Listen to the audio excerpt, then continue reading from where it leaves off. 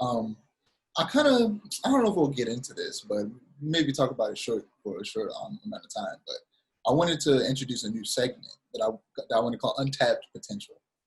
Oh god. Um, about like something that has the potential to be great, but had the potential to be great, but it wasn't. And I feel like we kind of started that when we talked about DMC Devil May Cry, like an episode or two ago. I feel like we kind of started there. And I want to talk about Pokken Tournament, the Pokemon fighting game I that forgot that existed. I feel like is super untapped potential for several reasons. I feel like not only could it have been a better game, but it also could have low-key gone into other games in the sense that I think that a Pokemon game, just a regular Pokemon game where you go around, it's open world, you know how Pokemon works, and you go around, collect Pokemon, fight Pokemon. But when you go into the battle state, when you're about to fight a Pokemon that you find, it turns into Pokemon Tournament, and you fight it like That'd it's be fighting. Like, not just like a fighting game, but also with elements of Fantasy VII Remake.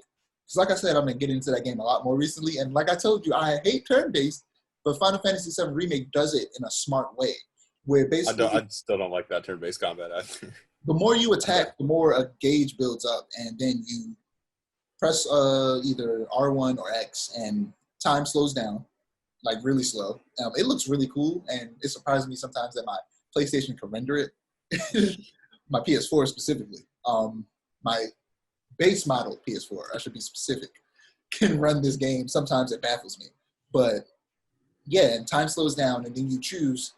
Basically, it's like a turn-based menu. You go through your attacks and you choose when you can do that, and you can kind of make little combos. Like if you're playing with Tifa, she's basically a fighting game character in an RPG. I swear. If you like, it was weird. I didn't notice it. Like she does an uppercut, but if you use Mhm. this other move, that's basically a dive kick, while she's in the middle of the uppercut animation, she'll go from right there. She won't hit the ground, then jump up and do the dive kick.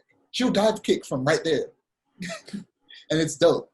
But yeah, basically that combat system, but in a regular Pokemon game. Because me, you talk about how that's probably the one RPG that we both said like we could play it longer than most.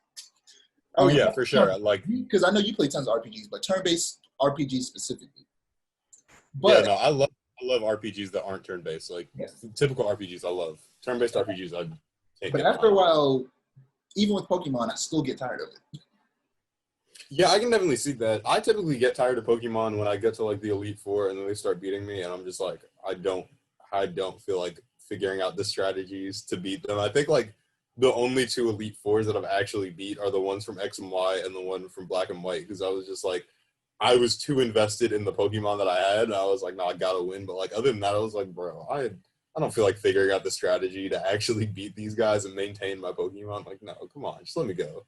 Yeah, for me, the first Pokemon game was Emerald, and I stopped when I fought two of the Elite Four, or maybe three, and then I went to try and get Rayquaza, the legendary Pokemon in that game. He's my favorite Pokemon too, by the way. And I went to Really, try and get that's Rayquaza. interesting. Yeah, I just gave up on trying to get Rayquaza. He's also literally the strongest Pokemon to ever exist in Pokemon.